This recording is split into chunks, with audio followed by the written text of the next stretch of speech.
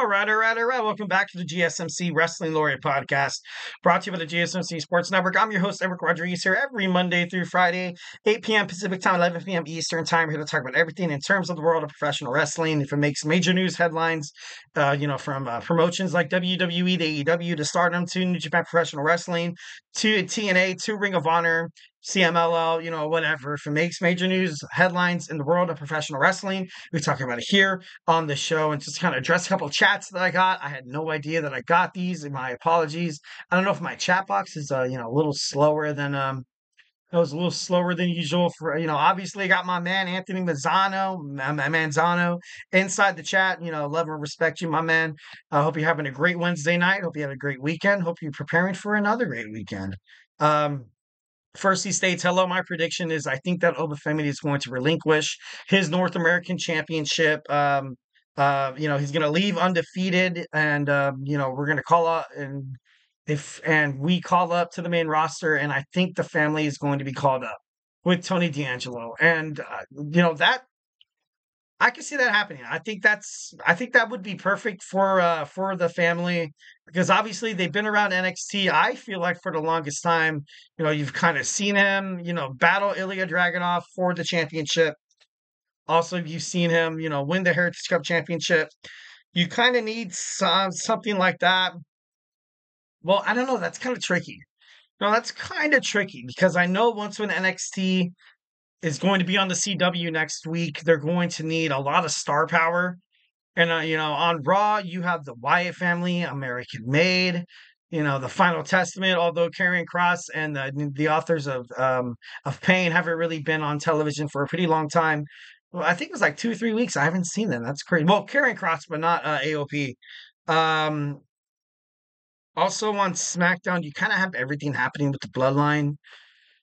It would be interesting to kind of introduce, the family. I like Tony D'Angelo. I definitely feel like he puts on great matches, and every single time he steps inside of the ring, he could, help the other wrestler kind of establish more of a basis of a future in terms of becoming a professional wrestler because he's that damn good. If you're that good in the squared circle, you make yourself look good. But at the same time, while performing, you make the other person look even better. And I feel like Tony D'Angelo, he's, he can do that 1,010%. As of Obafemi relinquishing it, at this point, I feel like that's the only thing that makes sense. If he loses against somebody, it's not like, I don't know how to explain it. I don't know how to explain it. I don't know if this is gonna make sense. But if he doesn't relinquish it, and if he goes on and he loses, people are going to be like, the match wasn't good. The match was botched. It, doesn't, the wrestling's not real. Wrestling's unrealistic because this total badass who's been defending the NXT North American Championship week in and week out, and they just gave it to somebody like Tony D'Angelo because, of what was said, further notice. And, that could be possibly as well. I believe that could, it's, WWE creative really has to be a little, sharp. Hopefully they will be. I really honestly don't want it to kind of go like that. I don't want Obafemi to lose to some BS match. And, even me as a wrestling fan, just thinking about it right now, I kind of hate it. Kind of would kind of suck. Next, we have another chat. Honestly, Mercedes hasn't really made an impact. Oh my God, yes, agreed. Since she debuted, this title has become bland, and I blame Tony Khan for not knowing how to book her correctly. Um, you're right. 1,010%, you are right, and it does also reflect on Tony Khan. It also reflects on what Tony has done for Mercedes Moné, like giving her own creative writer, giving her like a contract clause, much like you saw Hulk Hogan during the WCW era when he didn't want to lose to Jeff Jarrett, and it just wasn't good business. At the same time, yes, you should get the opinions of your stars, but at the same time, you don't want to let them run the franchise. Look what's happening with the Lakers and LeBron James. You know what I mean? Same thing happened. LeBron James wanted to bring his buddies. Yeah, sign Russell Westbrook. Hey, dude, like, which I feel bad for. I feel bad for Russell Westbrook because I think essentially he was killing it as a Washington Wizard. Then he came to the Lakers to kind of be a scapegoat of LeBron James's failures. And then like, oh, let's get Carmelo Anthony going on here. Let's get JaVale McGee, draft my son. You know what I mean? And of course, because LeBron James is that damn popular, he can bring in that kind of revenue.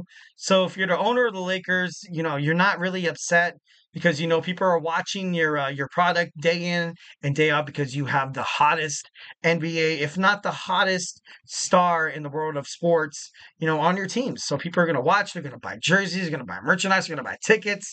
And I don't know, but mostly, this whole Mercedes Moné thing is, I feel like it is kind of ridiculous.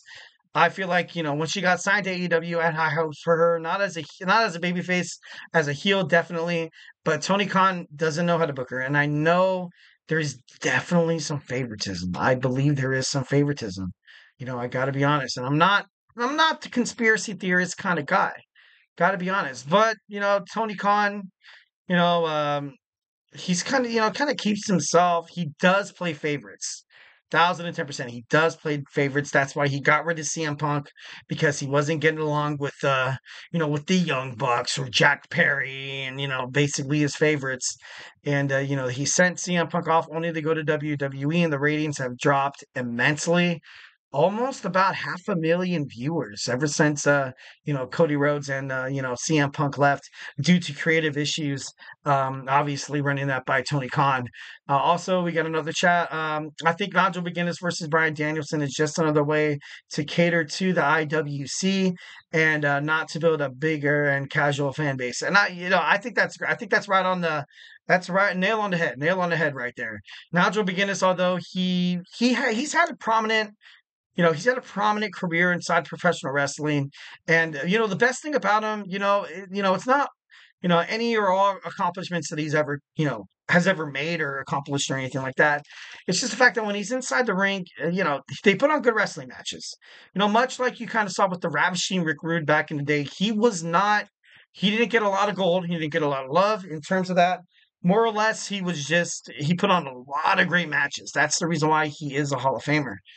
So I think Nigel McGuinness in that kind of aspect, I agree with that 1,010%. When it comes to watching AEW, when it comes to watching wrestling, I read somewhere even AEW, the majority of people who watch it don't watch the independents. The independents are like that one. I'm sorry, that one I do not understand. Watch the independents. And I feel this match is going to be slowly turning Darby into a bad guy. I do. I feel like they are, turning him into a heel, which is terrible. I don't like that booking at all by Tony Khan, because he's starting to realize that TK does not believe in him to be the Tony Khan does not believe in him to be the face of the company, and he's going to lose to John Moxley. And I feel like he's going to lose. I was talking about that earlier. I feel like he's going to lose to John Moxley 1,010%. I agree because he's going to attack Danielson at Wrestle Dream. Because he's Darby Allin. I believe Darby Allin. Maybe I think that's because he's as of Darby Allin turning heel. I don't like it. I don't agree with it. I think he's the fans fan. I kind of compare him to I kind of compare him like to Cactus Jack, like a Mick Foley kind of figure, where he goes out there and he puts his literally he puts his neck, his career on the line every single match he has, and for AEW to have success, having him jump onto the dark side, he has this feud with the Elite, with Jack Perry. Obviously, he didn't really, shine in terms of the not War Games match, but the Blood and Guts. Well, no, he technically did get the win because he was threatening to, yes, Darby, okay, yeah, attacking Bryan Danielson. At this point, I feel bad for Bryan Danielson. He gets always, the Blackpool Combat Club turned his back on him, which was terrible. But then now you have Darby breathing down your neck. If John Moxley defeats Darby Allin tonight, I feel like Darby's going to go on maybe a single, maybe like a different pack. I was talking about independent wrestling and the commitment. Even bigger portion of AEW fans don't watch independent wrestling, and that's correct. And you can go ahead and go on a limb and say WWE fans as well. They look at independent wrestling like a lot of these stars that leave WWE. They kind of took a break, kind of like what you saw with, what happened with Cody Rhodes, where he went to independent wrestling, then he went on Ring of Honor, then he started doing his thing in AEW, created AEW, and, and then I don't know, all of a sudden, like it just, independent wrestling, although I feel, especially under the Triple H Paul Levesque era, I feel like a lot of underground superstars are getting noticed on NXT. Stephanie McCure, obviously. Then you have Julia, international stars that are amazing. A lot of talks of Matt Cardona coming back to WWE. You've seen with the addition of the Bloodline, the MLWs, you see Tamatonga, Tungaloa, and Jacob Fatu. When Jacob Fatu made his debut, I thought it was the coolest thing in the world. I gotta be honest. I thought it was dope. I was a little starstruck. I was like, you know what? This is what wrestling should be. During the Vince McMahon era, it was kind of like no, we don't talk about other wrestling promotions. We don't want them. We're better than you. Yada yada yada. You're trash. We are not. But in nowadays, professional wrestling, I like how Triple H is opening up that forbidden door because at heart, he is a wrestling fan. At heart, he's wrestled inside the square circle. He's given his blood, sweat, and tears. Literally broke his quad twice, and he's also, basically almost had a heart attack in the middle of the ring. So, it's, I feel like he understands. I feel like he understands, and I feel like that's in terms of getting people from the independent wrestling, AEW also. AEW fans. I feel like all they do is watch AEW. They don't really pay attention to Tony Khan's other promotions like the CMLL, the Ring of Honor, also New Japan Professional Wrestling, which is New Japan Professional Wrestling is actually having a PLE coming up pretty soon. So yeah, kind of crazy. Totally, oh man, a lot of questions. I love it. Definitely, I'm going to try to zip through this as soon as fast as I can because I got my boy Emran's GSMC Soccer Podcast coming up super quick. Obviously, it wasn't your guys' fault. It was my fault. I don't know what happened with the chat. It just, I had a whole mountain of chats all of a sudden, all at once. So, yeah, let's go and talk about some potential returning WWE superstars who could, first we're going to start out with, Monday Night Raw. We're going to start with Monday Night Raw. Obviously, Jimmy Uso. Jimmy Uso can make a run at WWE. He could come back and obviously be part of this bloodline, which would be pretty badass. Although he was actually, kind of, he was downplayed by Roman Reigns, and of course he was taken out by Solo Sikoa. He was the first victim of the new bloodline, which is kind of crazy. Will he join Roman to, even the odds, or will he join his brother Jey Uso to kind of help him, successfully defend that Intercontinental Championship? Here and there. Next, we have Charlotte Flair. Charlotte Flair, according to reports, it's been said that she is going to go back to WWE SmackDown. We're going to have a Queen versus Queen kind of storyline. She's going to fight Nia Jax. Will she dethrone Nia Jax? I honestly don't hope she does that. I like Nia as the champion. I think she finally deserves a nice, comfortable title run through her illustrious wrestling career. So I don't want to see the 12-time champion become the 13th. I think it was 14 or 12. I think it was. I don't want to see her win just automatically right off the bat. You know what I mean? Should be kind of crazy. Maybe they could settle this feud at WWE Survivor Series, which is a possibility. All right, next we have the Viking Raiders. Recently on WWE Raw, you saw a vignette of a couple of letters and stuff like that. A lot of people think it is the Viking Raiders.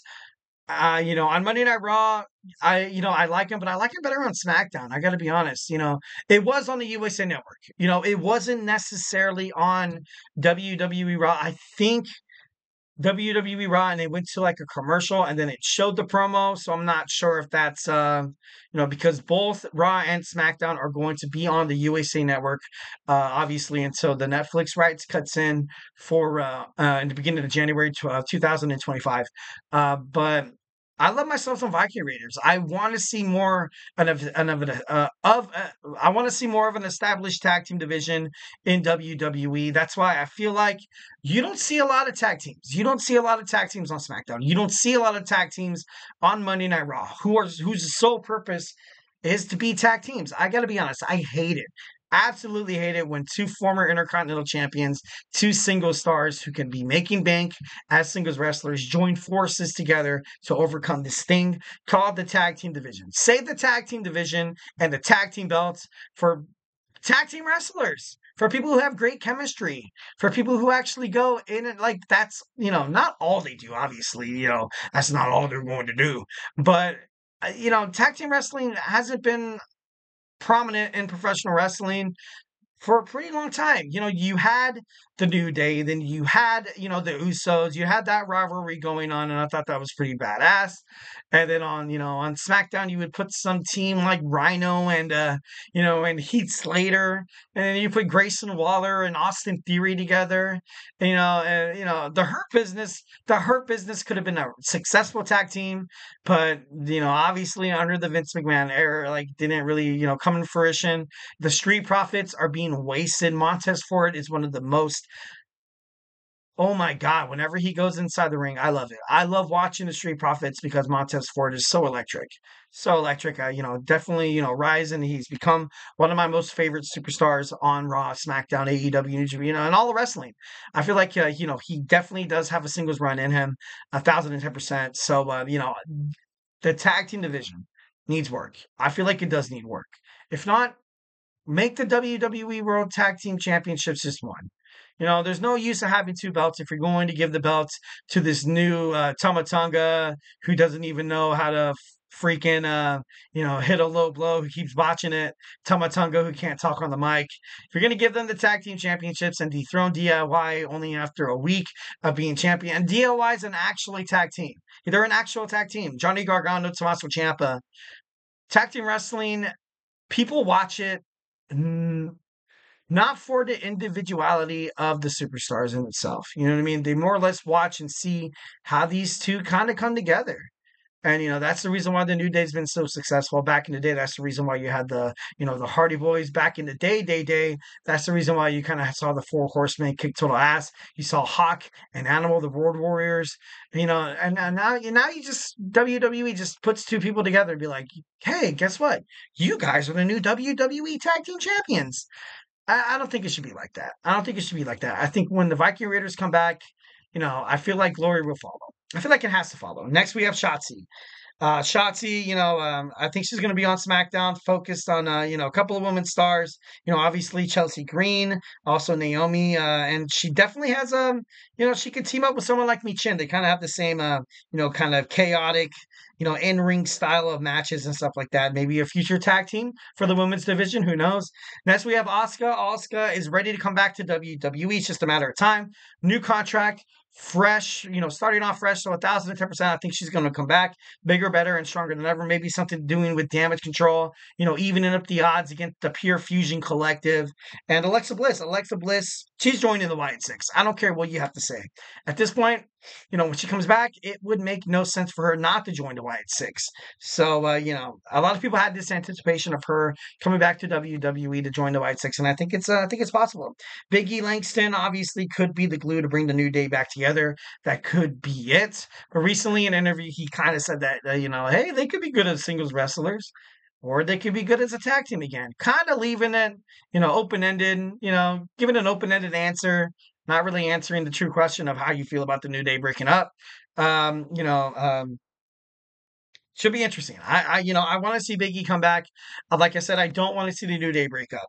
Next, we have Raquel Rodriguez. Raquel Rodriguez, obviously, Liv Morgan cannot win a championship match on her own. She's going to need some help. Obviously, bringing in a muscle like Roxanne Perez could possibly bring it over the top. She's been doing really, really good in terms of, her injury. Well, it's not really an injury, kind of like But I don't really want to call it a disease because I don't want to overplay it. I don't want to underplay it. Basically, the reason why she's out. Basically, the reason why she's out. She hasn't been able to step inside of a WWE ring in a long time. 1,010%. I would love to see Raquel Rodriguez come back. She was one of my favorite wrestlers coming out of WWE NXT, and doing something. If Raquel Rodriguez comes back and she does something with Liv Morgan, I feel like the New Day, not the New Day, the Judgment Day kind of gets a breath of fresh air. I feel like overall it'd be kind of cool. It'd be kind of cool.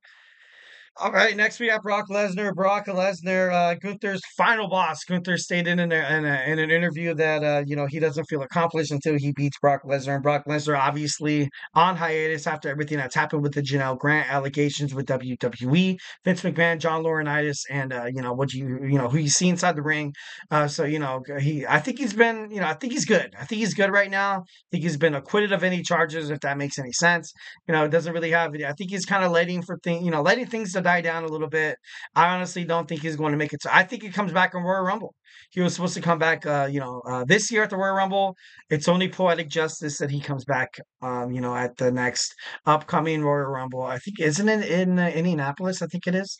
But I don't know. It should be pretty awesome. AJ Styles needs to come back. His contract is nearing expiration, so obviously still up in the air in terms of that. Shinsuke Nakamura, you haven't seen on WWE Raw, SmackDown. He was featured a couple of times. Obviously, I think he made a shout out of his of one of his training partners who fight in the UFC. So he has a lot of talent. He has so much talent. He was so great. Why did you have to have him turn heel and kick AJ Styles in the balls? Why did you have that? Why did you do that? I'm just kidding. No, but I don't know. I feel like his career could definitely, it could definitely be, it could be recovered. It could be recovered. All right, guys, wrapping this up fast, and I apologize. Of course, always going over. We talked about potential storylines for returning WWE superstars, and now we're going to talk about Netflix's Mr. McMahon, which is available on Netflix. So make sure you check it out. Obviously, after this podcast, I'm going to talk about basically not really all the tea or the allegations and stuff like that. I'm going to talk about more or less just his reactions to some stuff. But so hey, join me back here. So hey, do not go anywhere.